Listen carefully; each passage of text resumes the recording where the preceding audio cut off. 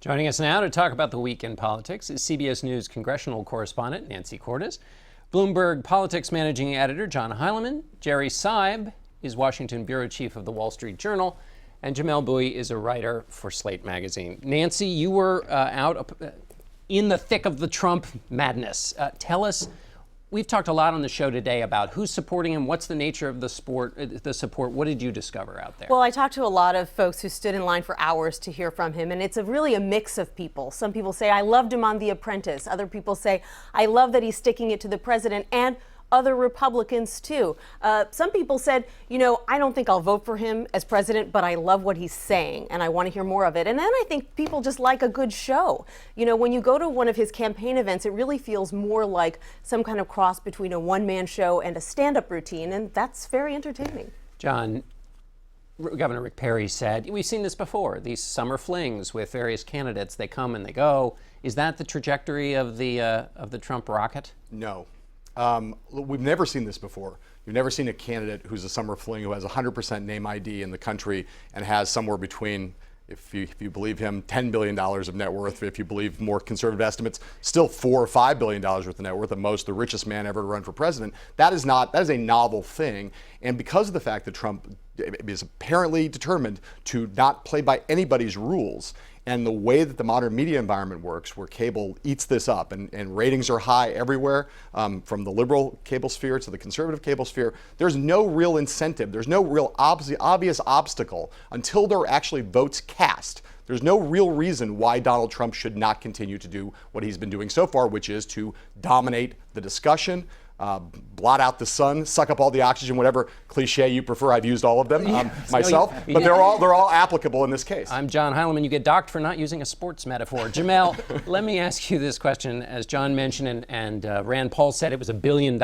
in free advertising. There's a new poll out today, the NBC News Marist poll, shows in Iowa, Trump is second only to Scott Walker at 19, Donald Trump at 17. And then in New Hampshire, that other crucial early state, Donald Trump is on the top, 21%. There was a Washington Post poll that also showed him doing well. Who's he blocking out? What's happening to the rest of the field in the summer of Trump? I think he's blocking out candidates like Ted Cruz, like Rand Paul, to a similar but lesser extent Scott Walker. I think Trump is pulling from this group of voters that are actually are underrepresented in terms of sort of media attention. These are people who are suspicious of outsiders to the country. These are people who want a restrictionist immigration policy. These are people who like the sort of belligerent nationalism that Trump brings to the fore.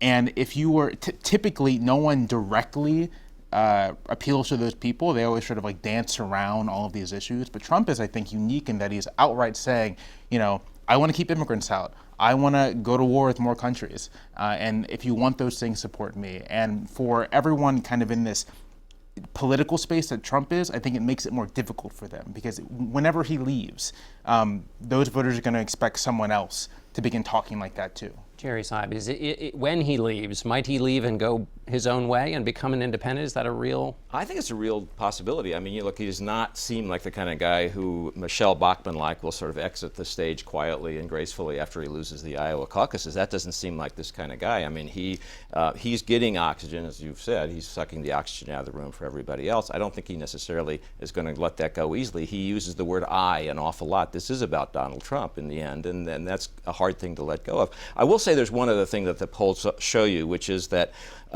his unfavorable ratings are extraordinarily high. So this is not a popular person. And people tend in the end to vote for people they like. I'm not sure that people who say, I'm for Donald Trump, like Donald Trump, and that's a real impediment if you're actually, in the end, trying to get real votes at a real balloting place. But to understand this phenomenon, I think you need to be able to hold two simultaneously apparently contradictory ideas in your head. One is that Donald Trump will not be the Republican nominee in almost all certainty.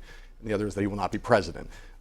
But at the same time, he really matters, and he can continue to affect this race in huge ways. And I think this is a brilliant thing he's doing with the Republican Party. Right now, the interests of Fox News and the Republican Party, which are normally in perfect alignment, are not. Everybody in television wants Trump.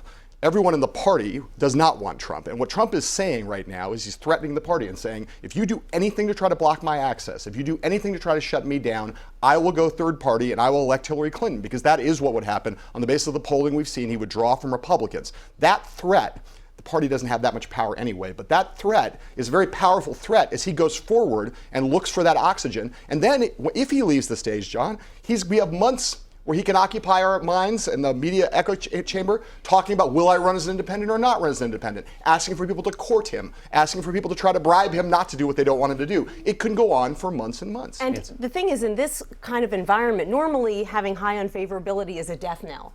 But in this situation, when he's running against 15 other people, even if he has a ceiling, let's say that ceiling is 20 or 25%, that could still be enough for him to come in first or second in Iowa. Jamelle, in advance of this debate, which is coming up, the Fox debate, there are going to be 10 on that A stage. You've seen Perry and Graham try to make something by using Trump as a foil. Have they gotten anywhere? Would we be talking about those candidates as much as we are, were it not for Trump? I don't think we would be. I think Rick Perry, in the back of his mind, must be very glad that Donald Trump is at the top of the polls, because it gives him a chance to sort of indulge these very nice rhetorical barbs, right? On the other end, though, if you are someone who isn't so inclined to attack Trump, you just got to up the ante. And so you see Mike Huckabee say things like, Barack Obama is leading Israelis into, I think the ovens was the phrase he used, which is an insane thing to say. But it might just be insane enough to get you on a debate stage. Well, that's the new standard, insane enough. All right, we're going to talk about more. Everybody sit tight. And we'll hope you'll all sit tight. We'll be back with more of our political panel in a moment.